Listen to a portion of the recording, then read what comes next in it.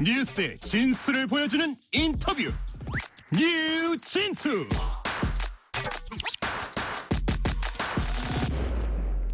오늘 인터뷰 코너에는 월간조선 편집장과 대표를 지내셨고 현재 유튜브 채널 조갑재 TV 운영 중인 조갑재 대표님 나오셨습니다. 조갑재 대표님 어서 오세요. 안녕하세요.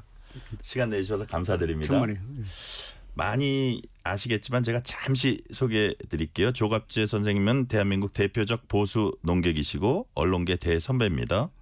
월간조선 편집장으로 이제 많이 알려졌습니다. 현역 기자 시절에 중요한 역사적 순간에 깊은 족적을 남겼습니다.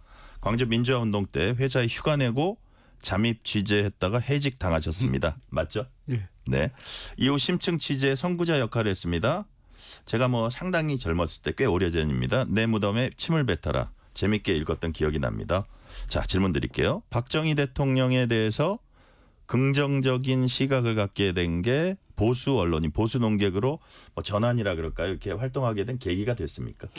저는 박정희 대통령을 원래 비판적으로 봤던 사람입니다. 네네. 예. 그리고 박정희 대통령 시절에 제가 기사 때문에 해직이 함대했어요. 그러니까 해직을 2번 되신 거죠? 3번 됐어요. 3번이요? 그런데 말하자면 박정희 대통령이 발표한 포항에서 석유가 나왔다는 걸 제가 취재를 해보니까 이게 경제성이 없어요. 네. 그런데 그게 중앙정보부에서 시추를 했거든요. 네네. 그래서 정보부에 의해서 제가 쫓겨났어요. 아, 그러셨군요. 그런데 박 대통령에 대한 재평가를 하게 된 계기는 1980년대 중반에 네. 제가 국립묘지를 한번 갔습니다. 박 대통령이 잊혀진 상태로 있을 줄 알았는데 거기 갔더니 농촌에서 올라온 분들이 단체로 와서 참배를 하는 거예요. 네. 얼굴이 새까만 분들이 그분들 딱 인상을 마주 보고 있으니까 제가 감동을 했습니다. 진심입니까? 그분들이? 우리 지식인들이 생각하는 박 대통령과 그 농민들이 생각하는 박정희 대통령 배고픔으로부터 우리를 벗어나게 해준 분이 여기 잠들고 있다는 그때부터 제가 좀 생각이 바뀌면서 박 대통령 정기를 준비를 하게 됐죠. 네네. 자, 지금부터는 시계추를 다시 지금 현재로 돌려놓겠습니다. 윤석열 대통령은 보수 진영 지지를 받아서 선출된 대통령입니다. 그런데 조갑재 대표님은 윤 대통령 최후 진술을 강하게 비판했고 또 윤 대통령을 강하게 비판했습니다. 이유가 뭘까요? 우선 최후 진술만 말씀드린다면 전 이 헌재에서 어떤 결정이 나오더라도 승복하겠다. 그리고 나를 지지하는 사람들도 그렇게 해주기를 바란다. 이런 말은 최소한에 들어가야 되는 것 아닙니까? 국민 통합 차원입니까? 그렇죠. 그게 빠졌고 그다음에 윤석열 대통령이 불을 지른 것과 마찬가지인데 부정선거 음모론 있잖아요. 네. 부정선거 음모론을 믿는 사람이 우리 지금 유권자의 그러니까 어른이죠. 어른의 30%로 나옵니다. 1,500만 명이에요. 이런 사람들이 부정선거가 없었는데도 불구하고 윤석열 대통령이 부정선거가 있었다고 하니까 믿는 거예요. 지난 4월 총선은 공정하게 치러졌거든요. 공정한 선거를 부정선거라고 믿는 사람이 이렇게 많으면 앞으로 선거 어떻게 합니까? 그래서 그런 부분도 윤 대통령 마지막에 책임이다. 윤석열 대통령이 내가 주장한 부정선거 알아보니까 내가 잘못 판단했다. 그래서 미안하지만은 그런 생각이 있으면은 거두어 주기 바란다. 이 정도는 이야기해야 그게 대통령으로서 하는 이야기 아닙니까? 오히려 거꾸로 네. 자기를 위해서 싸우다가 잡혀 있는 사람들을 동정하는 것 같은 격려하는 것 같은 이야기를 했잖아요. 그래서 실망을 했습니다. 네. 자, 그 부분은 최후 진술에 대해서 비판하신 부분 말씀하셨고요. 자, 윤 대통령 12.3 비상계엄 감행한 데 대해서 이제 비판을 해오셨고, 근데 비상계엄 이전에 좀 약간 비판적인 시각도 갖고 계셨습니까? 저는 시시비비를 가리는 사람이니까요. 네. 잘하면 잘하고 못하면 못한다고 하지 저는 팬클럽 회원이 아니거든요. 네네. 그런데 3가지가 문제가 있었습니다. 우선 청와대 대통령실을 네. 2달 만에 네. 용산으로 이전하는데 그게 굉장한 민주적 절차가 지켜지지 않는 부분이 있었어요. 네. 그건 대통령이라고 해서 그렇게 못합니다. 대통령실은 한 국가의 중심인데 그걸 옮기는 것은 천도에 준하는 겁니다. 그런데 네. 어떻게 자기 기분대로 그렇게 합니까? 또 그 뒤에 얼마나 복잡한 문제가 발생했습니까? 그걸로 해가지고 오늘날 윤석열 대통령이 이런 처지에 놓인 것은 네. 청와대에 있었으면 난 이런 일이 없었을 거라고 생각합니다. 그렇게 보세요? 예. 그다음에 의료 대란으로 치달은 의과대학 정원 2,000명 늘리기 네. 작년 2월 6일 네. 그건 대실패거든요. 그건 과학적 근거도 없고 의사들과의 민주적 합의 절차도 없었어요. 그 결과로서 의사 2,000명을 매년 늘린다고 하더니 올해 전공의가 2,000명이 줄었습니다. 네. 제가 말 좀 전문의입니다. 전문의. 예. 전문의가 2,000명 준 거는 전공의가 이탈을 하니까 전문의 시험 칠 사람이 그러니까 2,000명 늘린다고 해놓고 의사를 2,000명을 줄여버렸어요. 네. 실패다. 그걸로 끝났습니까? 지금 의과대학이 다 마비 상태로 돌아가고 올해도 회복이 안 되잖아요.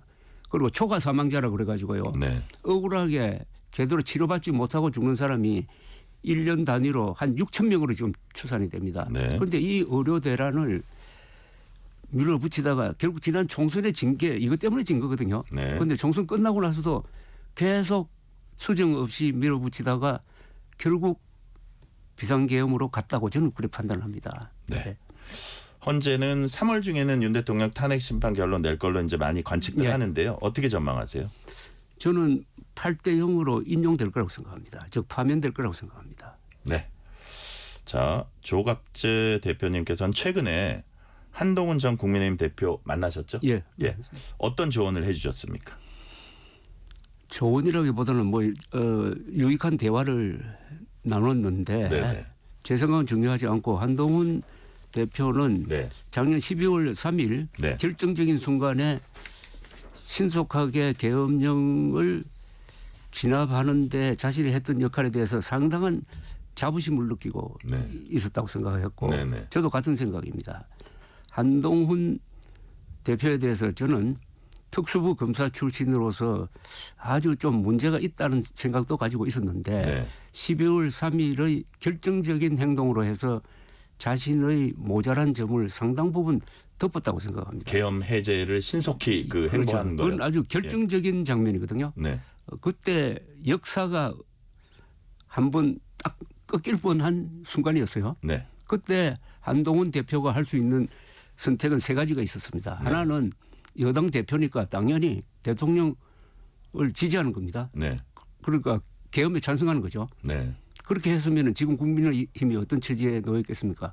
두 번째는 추경호 당시 원내대표가 하자는 대로 거기 당사에서 옹기종기 모여가지고 텔레비전으로 구경하는 거죠. 네. 구경꾼이 되는 겁니다. 그러나 18명을 데리고 네. 탄핵에도 물론 계엄 찬성뿐만 해제. 아니라 계엄 해제 결의에 네. 참여해가지고 국민의힘을 건진 것 아닙니까? 네. 그 18명이 없었으면 지금 국민의힘 입장이 좀 난처해지지 않았을까요? 네. 그래서 역사가 부여하는 그 사명을 신속하게 수행했다고 봅니다. 네. 행동이 굉장히 빨랐더라고요. 네네. 자, 한동훈의 순간이었다는 취지를 이제 말씀을 네, 하셨는데, 자, 그럼 이런 질문을 드릴게요. 자, 만약에 이제 아까 8대 0 얘기도 하셨는데, 그럼 조기 대선이 펼쳐진다는 말씀이신데, 그렇죠. 그렇게 될 경우에 지금 보수에선 강성 지지층이 좀 득세하고 있는 상황이고, 그렇죠. 그러다 보니까 여당도 그쪽 눈치를 본다 할까, 그쪽 약간 구미에 맞게 이제 어떤 입장을 내놓고 있는데, 그럼 만약에 조기 대선이 펼쳐졌을 때 2달의 아주 짧은 기간인데, 그렇죠. 이게 뭐 모두 전환을 해서 한 전 대표 같은 분이 당심을 얻으면서 민심까지 전체 민심까지 얻을 수 있는 이 모멘텀을 가져올 수 있을까요? 그것은요. 3월 10일 전으로 예상되는 네. 이 결정이 어떤 영향을 여론에 미치느냐를 봐야 되는데요. 네네. 8대 0으로 되고 그 결정문이 네. 그동안 윤석열 대통령이 주장했던 여러 주장을 하나하나 다 반박하고 무력화시키는 결정문이 될 가능성이 많습니다. 네. 그렇게 되면은 이게 최종적인 문서입니다. 네. 여기에 대해서는 누구도 이론을 제기할 수 없고 승복할 수밖에 없어요. 네네. 그러니까 그 문서가 가지는 결정문이 가지는 굉장한 설득력이 있을 겁니다. 그렇다면은 지금 여론과 달라질 수도 있다고 생각을 합니다. 그래서 국민의힘 내부는 지금도 보면은 대선 후보로 거론되고 있는 사람 중에서 네. 윤석열 지지하는 사람과 계엄에 반대하는 사람, 탄핵에 찬성하는 사람으로 이렇게 나눠져 있지 않습니까? 네네. 나눠져 있는데 상황이 바뀔 것이다. 그게 바뀔 수가 있고 네. 바뀌어야 조기 대선에서 이길 근거가 생기는 거 아니겠습니까? 그 중에 유력한 사람이 한동훈이다 이렇게 보시는 거예요. 꼭 굳이 한동훈뿐만 아니라 오세훈 시장도 네, 계엄에 반대하고 탄핵에 찬성하죠. 네네. 그럼 안철수 의원도 뭐 마찬가지고 안철수, 유승민 이런 분들이 있죠. 마찬가지고 또 예. 바깥에 있는 이준석 네네. 마찬가지고 네네. 그래서 경선 과정을 통해서 이런 노선 투쟁이 좀 일어날 것 같아요. 네네. 저는 이 노선 투쟁이 굉장히 의미가 있다고 생각합니다. 아, 그래요. 저 노선 투쟁의 핵심은 네. 계엄을 찬성할 것이냐 반대할 것이냐. 그 말은 헌법을 수호하는 입장이냐 아니면 헌법을 파괴하는 입장이냐 이렇게 갈릴 수가 있어요. 예. 모든 기준은 헌법입니다. 네. 아니, 보수가 제일 중요한 게 헌법 수호 세력 아닙니까? 네네. 그렇다면 만약에 조기 대선이 펼쳐진다면 그 부분이 초점이 될 것이다. 이제 저쪽 야당과 이쪽 여당 후보가 싸우게 된다면 그 부분에 초점을 맞춰서 싸울 수밖에 없을 것이다 보시는 거네요. 그래서 이게 헌재에서 결정이 나온 뒤에도 네. 계속 윤석열 대통령 지지로 가면은 조기 대선은 어떻게 되느냐 하면은 또 계엄이 주제가 됩니다. 그죠? 네네. 계엄 찬성한 사람하고 계엄에 반대한 사람이 나눠지자 이러면은 어느 쪽이 이기겠습니까? 그래서 대선에서 주제를 뭘 만들 거냐. 네. 그러니까 계엄을 주제로 만들 거냐. 윤석열 대통령을 주제로 만들 거냐. 아니면은 미래로 나가고 이재명 대표가 후보로 나올 경우에 이재명 대표가 가진 사법 리스크를 비판을 하려면은 네. 똑같은 기준으로 윤석열 대통령의 헌법 위반을 비판을 해야죠. 그런 자세로 갈 수 있는 후보만이 경쟁력이 있는 것 아닙니까? 네. 자, 지금 이재명 대표 말씀하셨는데요. 이재명 대표가 지금 현재 민주당 입장에서 보면 단연 차기 야권의 대선 후보로 앞서가고 있습니다. 3월 26일에 공직선거법 2심 선고가 이 대표에게 불리하게 나오면 대선판 요동칠 거라고 보세요. 그렇죠. 네. 그런데 3월 26일이 무슨 날인지 아십니까? 역사에 날? 우리나라 역사에서 무슨 날입니까? 1910년 3월 26일에 안중근 의사가 순국한 날입니다. 그리고 그렇군요. 2010년 3월 26일 예. 천안함 폭침 비슷한 날입니다. 아, 그래요. 그 아주 상징적인 날인데 네. 그날 뭐 대체적인 예상은 공직선거법 위반해서 네. 뭐 1심에서 집행유예 2년 했으니까 그 정도로 나오면 그게 당선 무효형 아닙니까? 그죠? 네네. 그다음에 대법원 판결이 언제 나오느냐가 문제인데 이것은 그 순간이 또 어떤 순간이냐면 아마 네. 각 진영에서 경선이 이루어지고 있을 시점 아니겠습니까? 굉장한 압박을 받을 거라고 생각합니다. 네. 특히 윤석열 대통령이 파면된 이후에 그 판결이 나오면은 이재명 대표에게도 똑같은 법적 잣대를 적용해야 된다. 네. 그러면 이제 헌법 제84조 문제가 나오는 거예요. 네. 대통령이 되고 나서 형사상 소추받지 않는 재판이 진행되느냐 네네. 중단되느냐에 대한 법적 쟁점이 생기는데 네네. 이와 관련해 가지고 작년 국정감사 때 헌법재판소의 사무처장이 나와 가지고 네네. 국회에서 답변하면서 자기는 재판이 진행된다고 이렇게 이야기를 했어요. 네네. 그걸 공식적인 답변이라고 보시는 거예요. 그런데 그건 뭐 국회 차원의 이야기니까 유권 예, 예. 해석으로 보기는 힘들고요. 예, 예. 헌법재판소의 공식적인 판단은 결정으로 나오는 거니까 그 네. 정도는 무게는 아니지만은 어쨌든 유력한 이야기입니다. 그런데 그 소추라는 해석을 네. 정확하게 하면 이거 기소로 봐야 되니까 네. 저는 재판이 계속돼야 된다고 보고 아마 국민의힘 쪽에서는 이렇게 공세를 펼 거예요. 이재명 대표가 대통령이 당선되더라도 네. 대통령 보궐선거 해야 됩니다. 이렇게 나오지 않을까요? 자, 그거는 충분히 앞으로도 이제 논란이 되고 어떻게 당장 정리가 될 것 같지는 않은데, 자, 이재명 대표 얘기 조금만 더 여쭤볼게요. 이재명 대표가 우클릭 행보 본격화하고 있습니다. 일찌감치 대선 행보에 나섰다는 평가가 나오는데, 자, 보수에서 강성 지지층 목소리가 커진다 싶으니까 지금 민주당 측에서는 이런 사람들을 극우로 지금 규정을 하고 있습니다. 극우로 규정을 해서 자, 어떤 저 일간지 만평이도 나왔던데 중간에 서 있던 국민의힘을 오른쪽으로 툭툭 밀어내고 그 가운데 자리를 민주당이 차지하겠다 이런 속내를 드러낸 게 아니냐. 이런 움직임들은 어떻게 평가하십니까?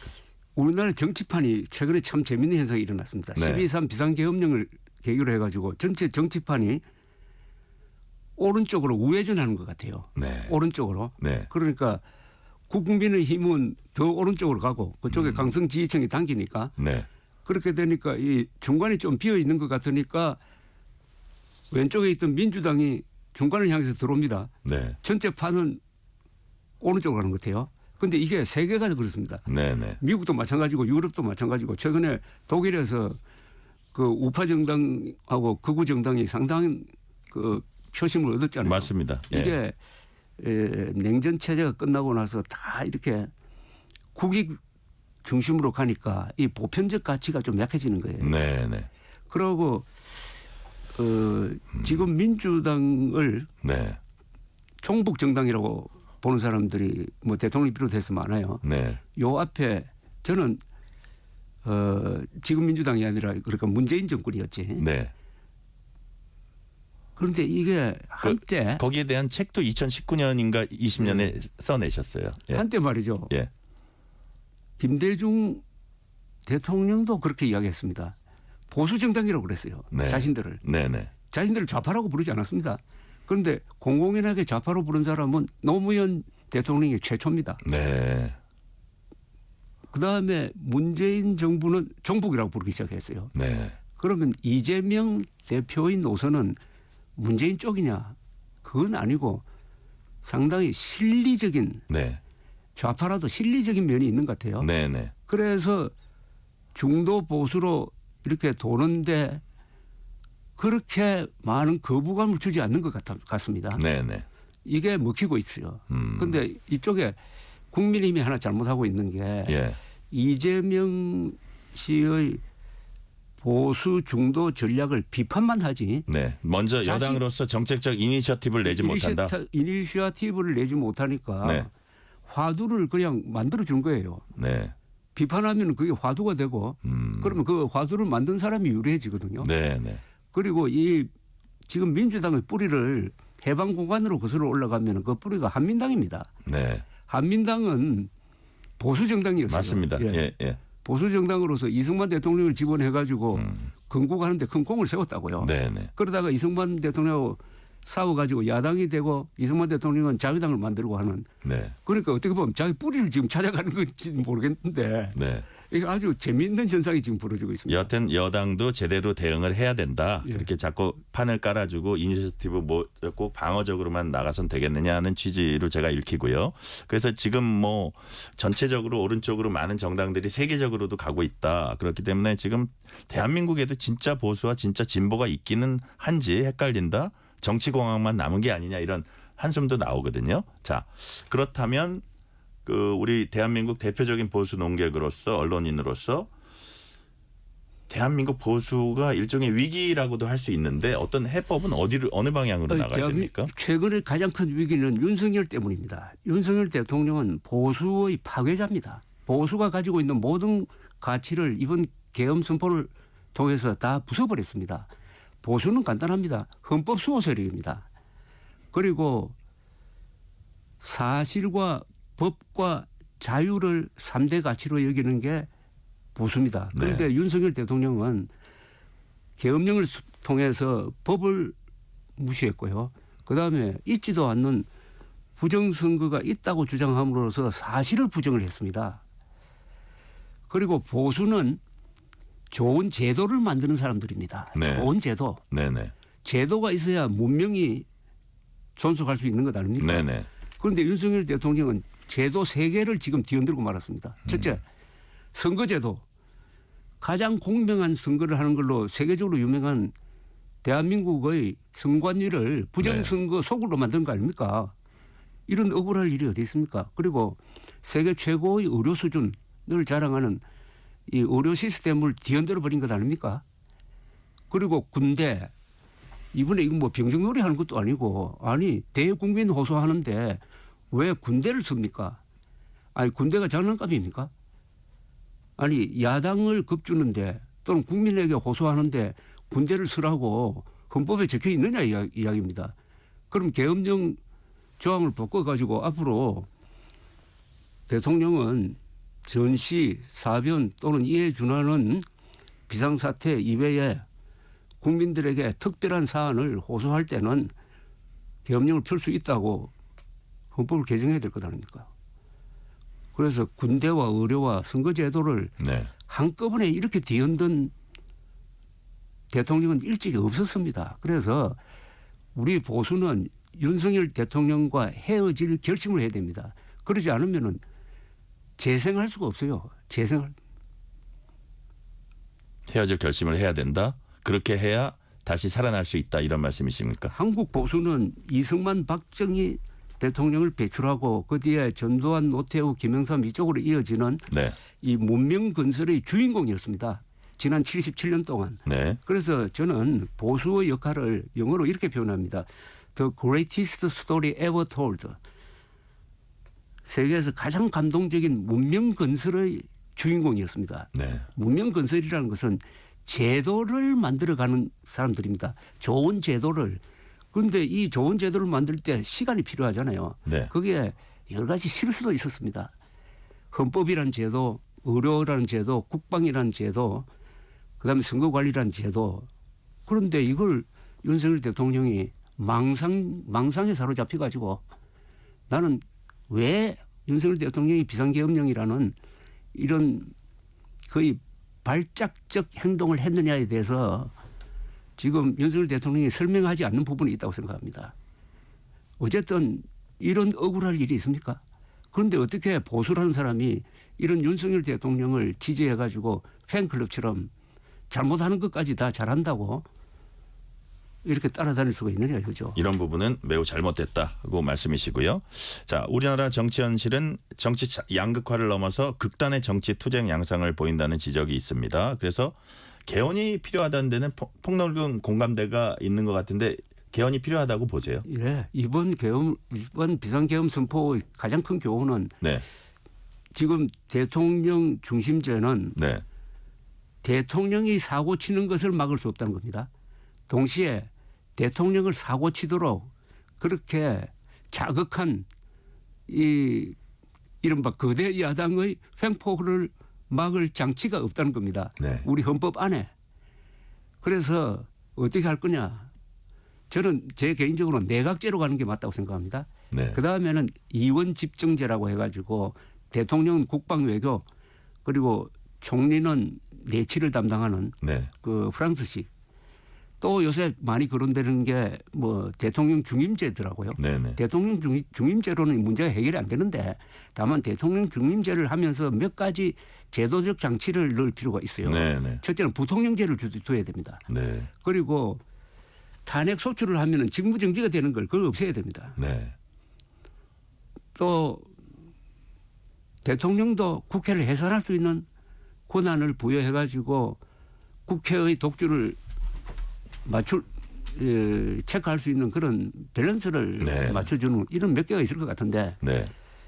이번 시점이 또 중요하잖아요. 그래서 개헌의 시점. 지금 어떻게 보면 찬스일 수도 있어요. 네. 그런데 이게 헌법 개정이라는 게 여야가 합의 안 하면 안 되잖아요, 그죠? 네네. 그런데 제일 중요한 이 가장 가능성이 많다고 보는 이재명 대표가 반대예요. 지금 현재는 예.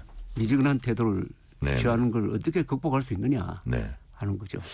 오늘인가요? 어젠가요? 그 조선일보 주필 칼럼을 보니까 대통령이 6개월 시한 정하고 자기의 임무를 개헌을 완수하는 데 집중을 해서 그러고 퇴진을 하는 방안을 찾는 게 어떠냐. 뭐 2개월 동안 한다는 건 너무 빠듯하니까 그런 것도 좀 대안이라고 보세요. 그런데 그거는 윤석열 대통령 이 탄핵 재판을 기각을 해야 될 것 아닙니까? 그러니까요. 예. 기각한 다음에는 그것을 챙길 수 없을 정도의 혼란이 일어날 겁니다. 아, 그래요. 대통령이 복귀하면은 네. 우선 이렇게 국군을 망가뜨린 사람이 국군 통수권자로서 기능할 수 있느냐부터 문제가 생기고요. 네. 그다음에 거대 야당이라고 그렇게 거대 야당의 횡포를 반국가 세력의 준동이라고 한 사람이 그 거대 야당의 협조를 받아가지고 개헌할 수 없잖아요. 현실성이 떨어진다. 그러니까. 네. 자, 사실 대표님 시간이 거의 다 됐는데 마지막으로 질문 하나 드릴게요. 운영하고 계신 유튜브 채널 첫 화면에 자유를 지키는 사실과 논리 이걸 강조하셨습니다. 이 의미가 뭡니까? 저는 세상 만사에서 제일 중요한 것은 사실이라고 생각합니다. 네. 기자는 사실관계를 분명하게 해주는 것 아닙니까? 네네. 그래서 기자가 사실과 거짓말을 잘 구별해가지고 이게 사실이고 이게 거짓말이라고 하면은 그 다음에 그걸 기준으로 해가지고 정책을 세우고 네. 시비를 가리는 것은 저절로 되는 겁니다. 그런데 기자들이 그 역할을 안 해주기 때문에 지금 부정선거 음모론이 횡행하고 있거든요. 네. 그래서 팩트 파인딩 스페셜리스트로서 기자가 임무를 다 해야 되겠다. 그러면 거기서 논리가 생기는 거고 네. 실사구시가 그런 거 아닙니까? 실사구시는 실은 현실이고 사는 사실이고 현실과 사실에 기초해가지고 옳은 방향을 찾는 자세를 네. 동양에서는 실사구시라고 했습니다. 그래서 저는 실사구시를 믿고요. 네. 그러려면 기자들이 제 역할을 해야 됩니다. 네. 오늘 말씀은 여기까지 듣겠습니다. 지금까지 조갑재 TV 대표였습니다. 말씀 감사합니다. 고맙습니다.